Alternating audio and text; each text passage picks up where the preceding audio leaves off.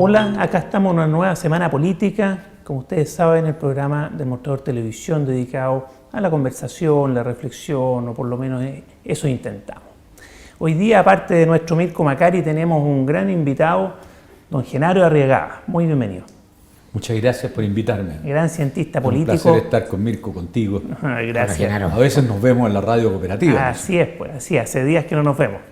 Ya nos toparemos nuevamente, pero Genaro es muy cotizado y requerido por los medios de comunicación cuando se trata de hablar de temas de políticos, por supuesto, un gran analista político, de constitución, temas de Estados Unidos, política internacional. Así que hoy día tenemos varios temas para entretenernos con Genaro. Primero voy a mostrar y presentar el libro que acaba de sacar en conjunto con Jorge Burgos e Ignacio Walker. Este es el libro, se lo recomiendo, aún yo no lo leo, por lo mismo le voy a pasar la palabra a Mirko, que ya lo tiene, parece, asimilado. Es un esfuerzo que hicieron Genaro, Jorge e Ignacio para hacer propuestas respecto de una nueva constitución para Chile, y eso es un gran mérito, porque ponerse de acuerdo en estas cosas no es fácil, y además son tres personas que entienden de constitución y constitucionalismo. Mirko. Yo entendí de lo que leí del libro, Genaro, que parece inevitable, y por eso entran ustedes al debate, una nueva constitución para el país.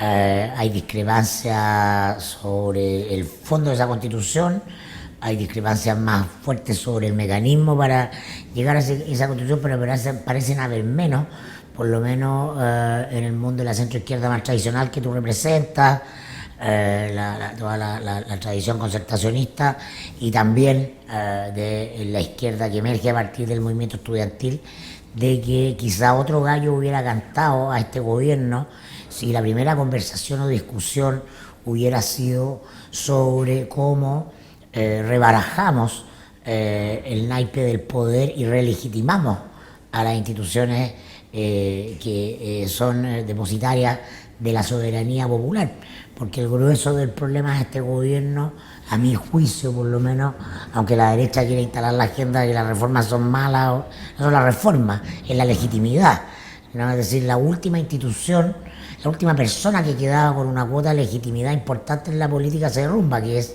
la figura de Michelle Bachelet. Eso te habla de un problema de legitimidad institucional o no. ¿Hay un diagnóstico de usted en ese sentido o en otro para emprender este ejercicio intelectual? Bueno, mira, yo creo que este país de repente, es mi opinión, por supuesto no pretendo que sea la única, de repente tiene discusiones sobre temas puramente procedimentales. Y entonces... Es culpa de los abogados. A Genaro sí, también es abogado. Pero sí. van las dos cosas, ¿me entiendes? El procedimiento y el contenido, pero sí. Aquí puramente procedimental. Entonces decir, ¿queremos asamblea constituyente o no queremos asamblea constituyente? A mi juicio, eso es un asunto que hay que resolverlo, pero no es el principal ni el primero, porque el tema central es qué constitución queremos y qué es lo que es una constitución.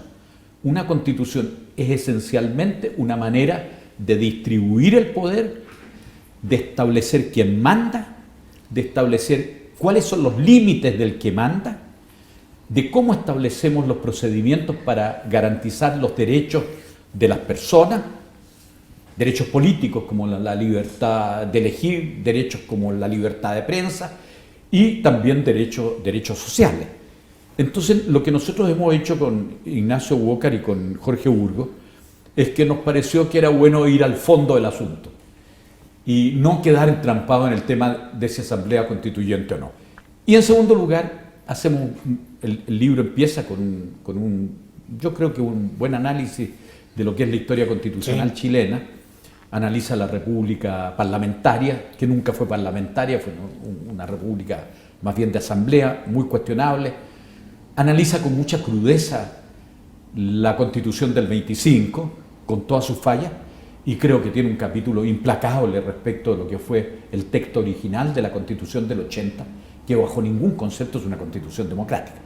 Pero después, a esta Constitución se le introduce un conjunto grande de reformas, y nuestra posición es que Esas reformas han cambiado la naturaleza de la Constitución, pero la demanda de la gente joven, las encuestas de opinión pública indican que la gente quiere una nueva Constitución. Entonces decimos, bueno, ¿por qué vamos a seguir discutiendo si Constitución sí o no? Tengamos una Constitución, pero discutamos sobre los temas de fondo. Y ese es el libro. Pero no emana necesariamente de una, porque ustedes va a ir directamente al grano. Ustedes proponen un cambio.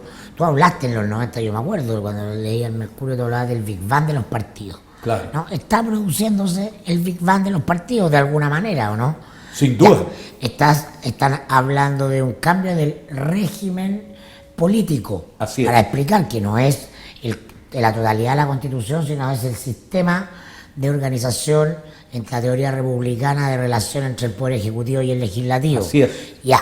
Entonces, ustedes están proponiendo aquí una cuestión que siempre ha sido discutida a nivel académico, pero que hoy día la vemos, y por eso me te partía preguntando de manera evidente, que es la demolición de la autoridad presidencial. Ustedes están proponiendo un semipresidencialismo, ¿no? Sí. ¿Hasta qué punto se imbuyen del presente que les toca vivir? No solo la discusión por la Asamblea Constituyente, que Burgos se jacta de haberla echado abajo, sino que también otras cuestiones más de fondo. Seamos francos, la presidenta nunca se comprometió en una asamblea constituyente. Eso es evidente, sí. Pero lo que sí creo que, yendo a lo que tú planteas, hay capítulos sobre muchas cosas. La sociedad civil, los referendos revocatorios,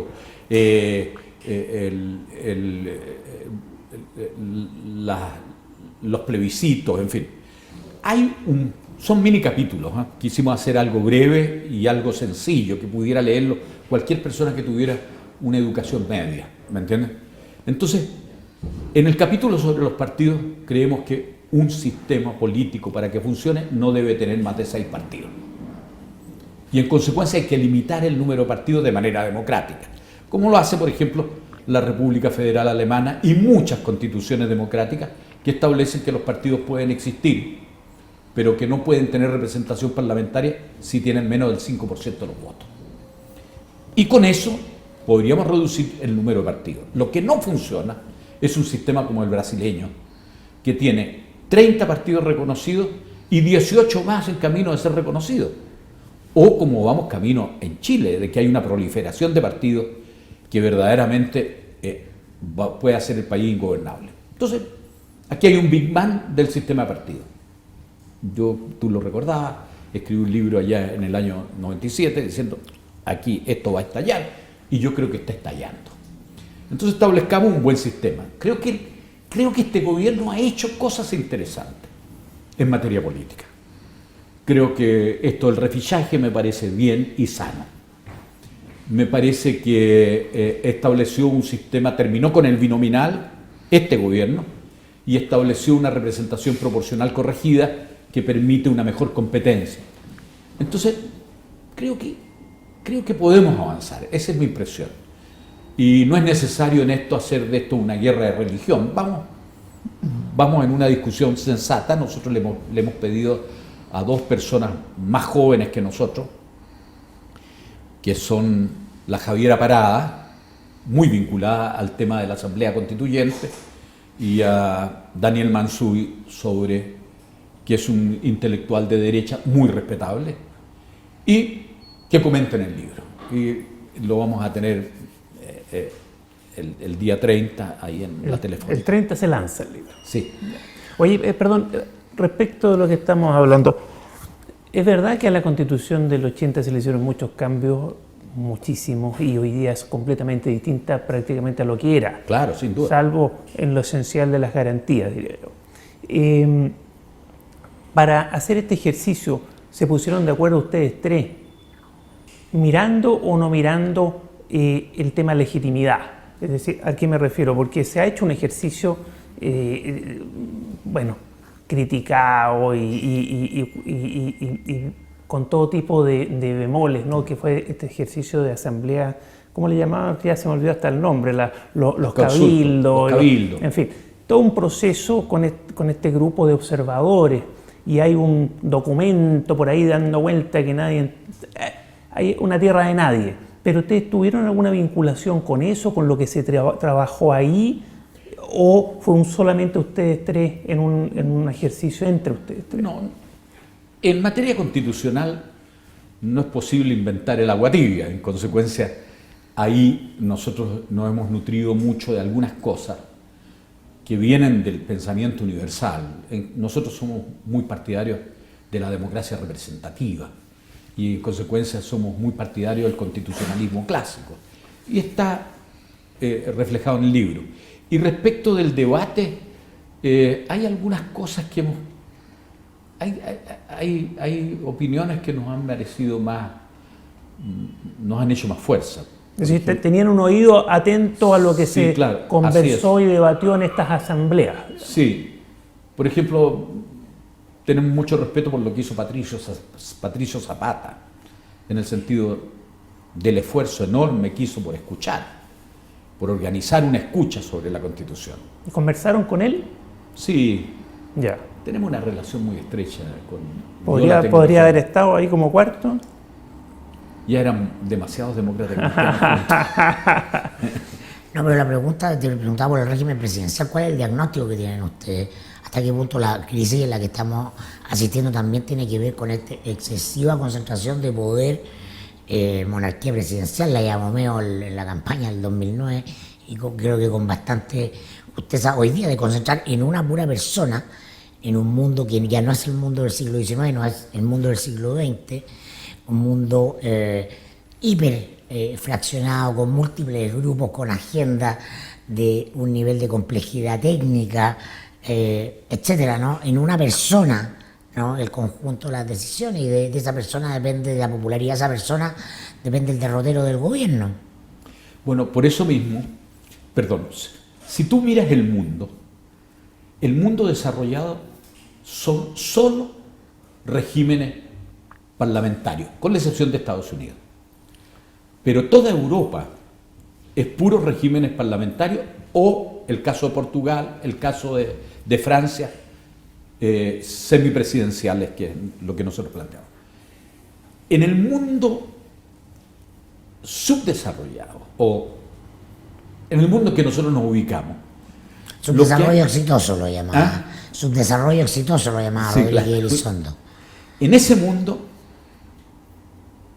hay un presidencialismo exacerbado, en el cual el presidente de la República es cercano a un dictador. Lo dice la Constitución. Entonces,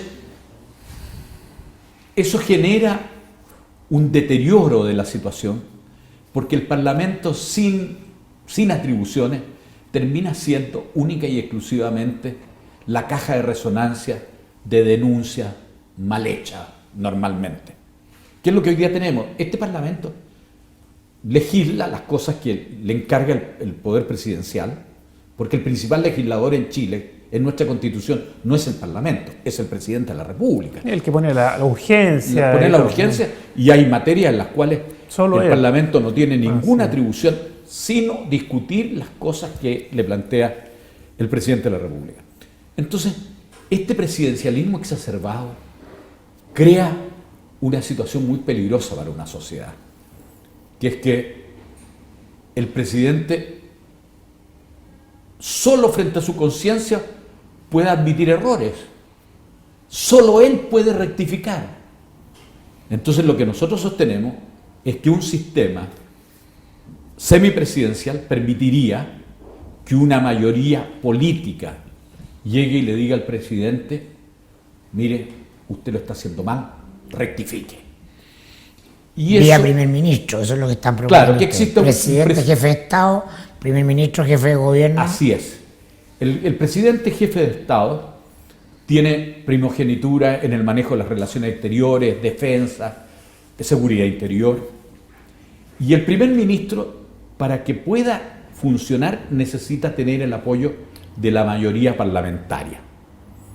Entonces, ¿qué es lo que pasa? Que ese primer ministro es muy fuerte. ¿Por qué? Porque tiene la mayoría del Parlamento. Si pierde la mayoría del Parlamento, tiene que buscar una nueva mayoría. Y eso nos parece mucho más sano que este sistema. Piensa tú que, por ejemplo, en Guatemala. Pero el mundo conservador del que viene también buena parte de tu sector, ¿no? Se ancla o se reconfigura a partir de un discurso, se instala en un discurso que habla de la tradición portaliana del Estado chileno, de la tradición del presidencialismo fuerte, entonces retumba ahí una cosa como de un pasado glorioso al que estamos informados y eso es inmodificable Sí. porque nuestra cultura. Yo estoy de Pero acuerdo, mira, porque la palabra clave en todo esto es la estabilidad, el orden. Un sistema político como el que tú describes es un sistema inestable.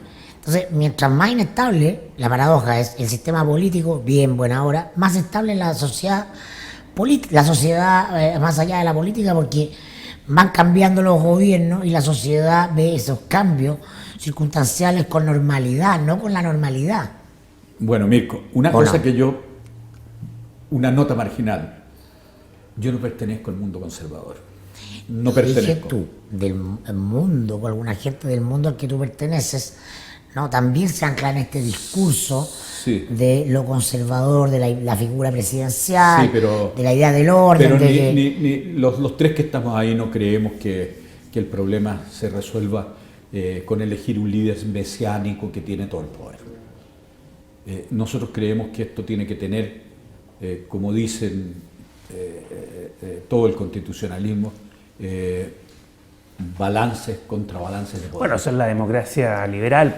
Es la democracia liberal, que por lo demás es la única democracia que ha funcionado. Es la única que ha funcionado y Porque- es la que, oye, es la que salvó Churchill en la Segunda Guerra Y no- Mundial. En fin, es lo que permite proteger a las minorías de las mayorías Claro. y que gobiernen las mayorías, pero defendiendo las minorías, es decir, o por lo menos respetándolas, y que alguien no se escape con los tarros y termine volviéndose oprimiendo. contra los ciudadanos. Ese es el Sí, punto. es muy importante. Ese equilibrio de poder que significa la democracia liberal y que está revalorizada por la gente que cree en la democracia como nosotros, el punto es, tiene que tener, para volver a Chile y volver al libro, un nuevo pacto Estoy de social, acuerdo. que eso es la Constitución, que tenga legitimidad más allá de lo bueno o mala que hoy día está la Constitución del 80. Hace falta legitimidad. Y ya hablamos de que ahí hay una propuesta de ustedes tres que está consensuada. Yo no he leído todavía el libro, Ya. pero la pregunta es, ¿se van solo en lo orgánico y equilibrios de poderes, semipresidencialismo, todo eso que es muy necesario en una constitución? De hecho, todo indica que es lo más importante. Pero abarcan también cosas sustantivas, que algunos dicen que no tienen por qué ir en la Constitución, pero que la actual Constitución lo tiene, que es el derecho a propiedad, el rol del Estado, si es subsidiario o no es subsidiario. Se meten en eso que para la derecha es especialmente sensible. Bueno, la derecha tiene un doble estándar, porque cuida mucho el derecho a propiedad, pero se niega a aceptar que en una constitución estén derechos sociales. Ahora, lo que sí nosotros decimos es que estos derechos sociales tienen que estar en la Constitución como indicaciones para el gobernante, pero que no existe un solo país en la tierra donde un derecho social sea demandable ante el Poder Judicial, como por ejemplo la Constitución puede establecer: todo chileno tiene derecho a una casa, y a continuación uno va con esa Constitución al Poder Judicial y el Poder Judicial le dice: señor ministro de Hacienda y de Vivienda, entréguenle una casa a este señor. Eso no existió nunca, ni en los regímenes socialistas soviéticos, no existe en Cuba, no existe en Venezuela. Venezuela tiene una carta de 450 artículos. La Constitución del 25 tenía, la que nosotros estudiábamos en la Escuela de Derecho, 108, 110. La podíamos aprender de memoria y la aprendíamos de memoria. A mí me tocó la del 80. ¿eh? Bueno, sí, pero claro, estoy de acuerdo. Perdón. Entonces, ¿qué es lo que pasa? De que si tú llegas y crees que vas a solucionar los problemas de pobreza porque pusiste normas en la Constitución, entonces gobernar consiste en redactar constituciones, y eso es falso. Por eso, Eso es pero falso. vamos, en Pero esta sí propuesta... hay que mencionar, tienes razón, ¿por qué está el derecho a elegir? ¿Y por qué no está el derecho, es decir, la obligación que el Estado tiene de promover el cuidado del medio ambiente, de promover la justicia social, Pero, tratar de hacer que los derechos sean reales, ¿me entiendes? pero ¿qué proponen ustedes, por ejemplo, respecto del Tribunal Constitucional? Este gobierno tiene mayoría parlamentaria, tiene mayoría en la Cámara de Diputados, tiene mayoría en el Senado. Y sin embargo el proyecto de gratuidad que gana en el Parlamento es echado abajo en el Tribunal Constitucional. Es decir, ahí hay una muestra clara de que pese a todas las reformas que se han hecho, quedó un la enclave cumple la función para la cual fue diseñada, que es contramayoritaria. Sí. Ahí hay un capítulo son capítulos breves sobre el Tribunal Constitucional. A nosotros no nos gusta el tutelaje del Tribunal Constitucional sobre las políticas públicas. Sobre la voluntad soberana del pueblo de Chile, ¿no? Claro, pero de repente, porque el Tribunal Constitucional no es un invento de Pinochet. El Tribunal Constitucional existe en muchos lugares del mundo, en muchas democracias. Y el Tribunal Constitucional fue creado en las reformas constitucionales en el gobierno de Frei Montalva y su primer funcionamiento lo tuvo durante el gobierno de Salvador Allende, donde no jugó un rol en contra de Salvador Allende. Entonces, ¿cuál es la función del Tribunal Constitucional? Que de repente el presidente puede decir: esta norma que yo dicto está acorde con la Constitución, y el Parlamento dice: esta norma que yo dicto está en desacuerdo con la Constitución. ¿Quién resuelve eso? El Tribunal Constitucional. Entonces lo que tenemos que hacer es buscar un Tribunal Constitucional fuerte, poderoso, limitado, no tiene por qué entrar a determinar las políticas públicas. Y no cuoteado. ¿Ah? Y no cuoteado. Que no sea el resultado yo estoy de del acuerdo, equilibrio parlamentario. O sea que Mirko. el Tribunal Constitucional alemán es un tribunal de eminencias. Sí. La legitimidad y la fuerza del tribunal alemana también del carácter profundamente académico de quienes están ahí, pues, no de ser jefes de lote que no llegaron a la Cámara o no tuvieron embajada. Sin duda, hay que buscar la fórmula de que el nombramiento de los miembros del tribunal sea adecuado. ¿Y cómo se llega, al tribunal? O sea, ¿Y cómo la se, partidocracia, como sí. el directorio TVN o el del Banco Central. Estamos de acuerdo en eso, pero el punto, además, ¿cómo se llega a invocar al Tribunal Constitucional para que decida? No puede ser que un parlamentario, porque le fue mal en la votación, diga: oye, te voy a llevar el asunto al Tribunal Constitucional. Tiene que haber un quórum adecuado. Estados Unidos hoy día tiene una gran discusión, que es que Trump ha sugerido un nombre de un tipo honorable, excesivamente conservador, para nuevo miembro de la Corte Suprema. Y la verdad es que ese nombramiento en la Corte Suprema puede cambiar de manera muy importante factores en la política norteamericana. Entre otros, por ejemplo, la ley de aborto. Bueno, es que allá la Suprema Corte es una especie de Suprema Corte y de Tribunal Constitucional. Estoy de acuerdo, las dos cosas. Es otra tradición. Pero su nombramiento también está muy condicionado por la influencia de los partidos. Yo creo firmemente en la democracia representativa. ¿Y qué quiere decir eso? Que a mí me gustaría de que en el Tribunal Constitucional hubiera un largo proceso de audiencia en el cual supiéramos qué es lo que es. A mí no me basta con que una persona diga: yo tengo 2 doctorados y un máster. Yo quiero saber también qué piensa. Por Y supuesto. eso no es cuoteo. Oye, y la historia que ha tenido y qué es lo que ha hecho, en fin, y qué es lo que ha hecho. Sí. Entonces, estos problemas no son fáciles, pero hay que abordarlos. Lo peor es que no tuviéramos Tribunal Constitucional, porque entonces nos encontraríamos con que el presidente llegue y dice: yo interpreto la Constitución, y el Parlamento le dice: no, usted no interpreta la Constitución, y tenemos un conflicto que nos puede desgastar. Bueno, ahí tenemos una postura que está en el libro y que antes de pasar, que tú mencionaste Estados Unidos, a mí me gustaría que pasáramos a Estados Unidos, pero antes te voy a hacer una pregunta al Cayo y tú también veo que tienes que hacer una pregunta. Que no me contestaste si se metían o no en este libro en el derecho a propiedad, que es como una quinta esencia de la Constitución del 80 y su protección, y en el rol del Estado, que también es la otra quinta esencia. ¿Se meten ahí? Claramente nosotros no estamos con la idea de un Estado subsidiario. Ya. Creemos que eso está hoy día no corresponde. Es en un estado más, Lo único que creen en un estamos- estado más presente. Un estado más presente. Todo lo que el mundo... Porque hay cosas que están muertas. El neoliberalismo está muerto hace mucho rato. Hoy día todo el mundo quiere un sistema bancario regulado. Y mientras más regulado, mejor para los ciudadanos.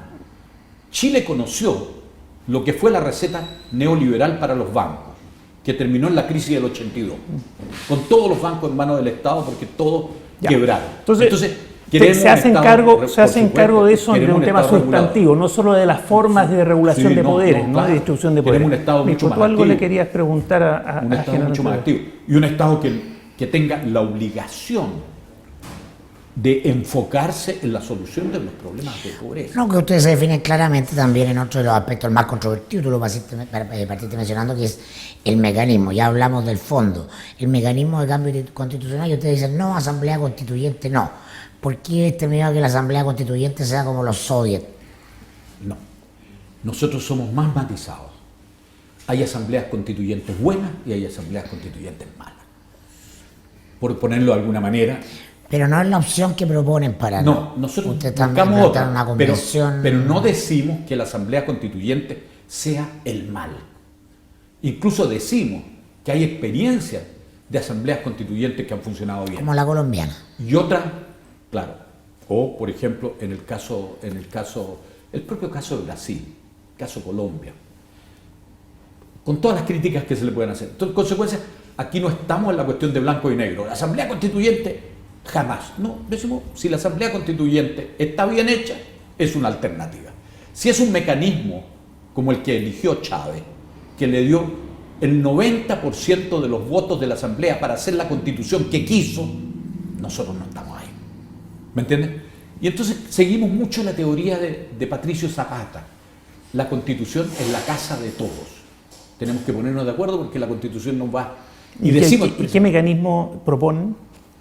nosotros nos inclinamos más por una convención constituyente donde hayan unos 30 representantes nombrados por el Parlamento y unos 30 elegidos de fuera del Parlamento, unas 60 personas, y un proceso de participación.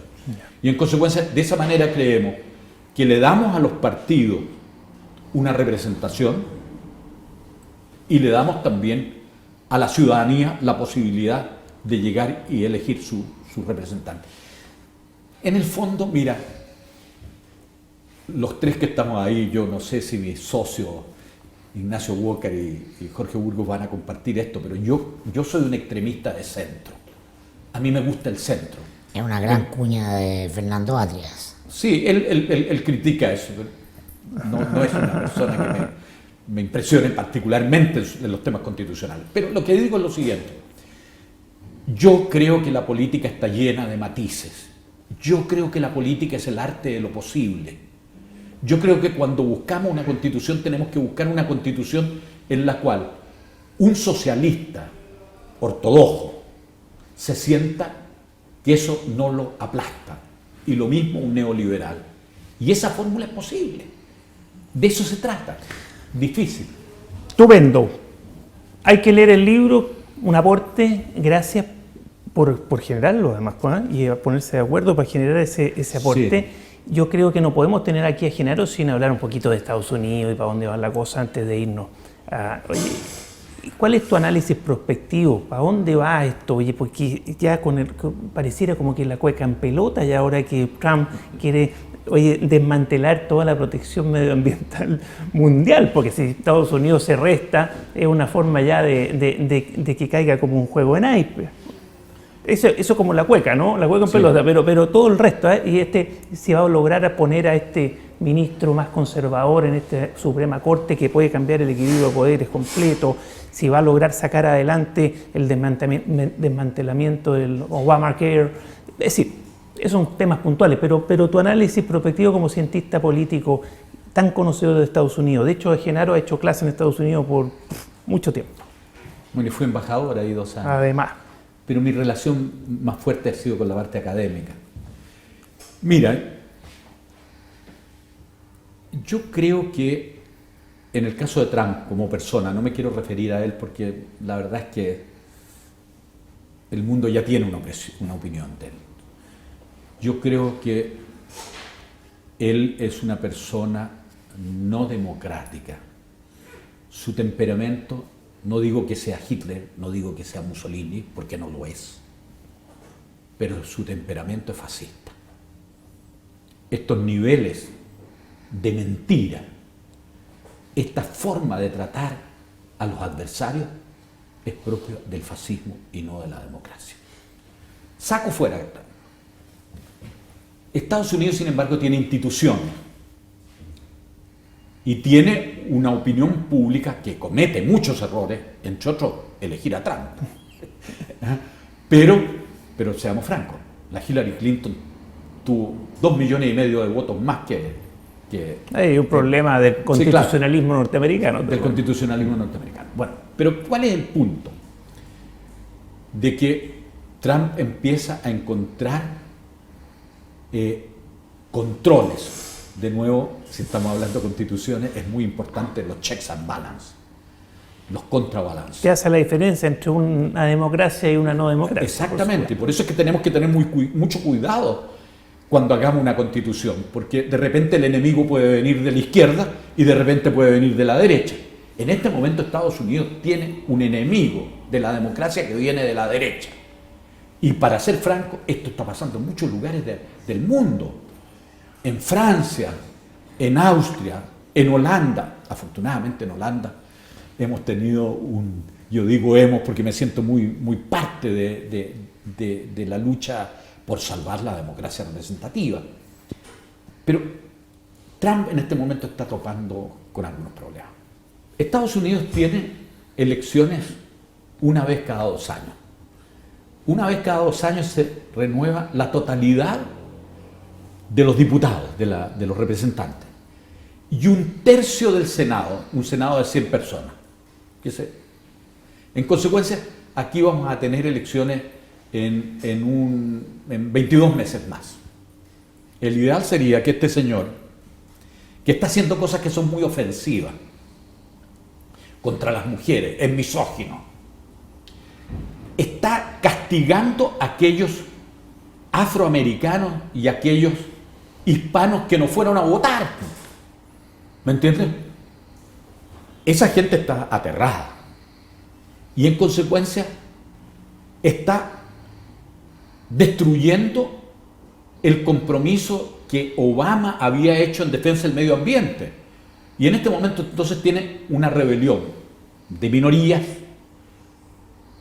como hispanas, afroamericanas, tiene una molestia muy grande del mundo de las mujeres. Esa es la descripción. Entonces tú piensas que en las elecciones en 2 años más puede perder y perder perder la Cámara. Puede perder la Cámara y perder la mayoría en el Senado. Porque el Senado depende él de 2 votos.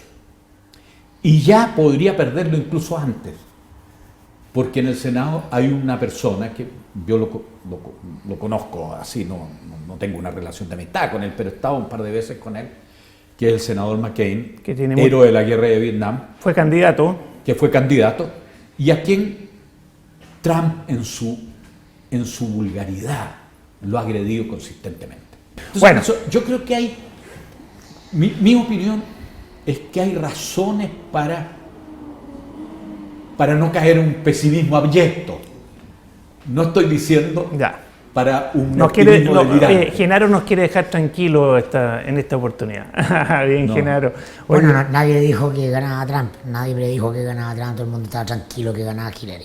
Ojo. Oye, pero fíjate una cosa. Entonces yo ya las predicciones optimistas, soy cauteloso con las predicciones. Si la Hillary hubiera sacado 150.000 votos más, bien ubicados. Pero no ocurrió. No ocurrió. Hoy día sería la presidenta. Pero no es. Y no es. Ya, ocurrió lo que nadie pensaba que iba a ocurrir. Claro. Mirko, muchas gracias. Muchas gracias por invitarme. Nos entretuvimos mucho. Gracias por estar acá. Nos vemos la próxima semana con una nueva Semana Política.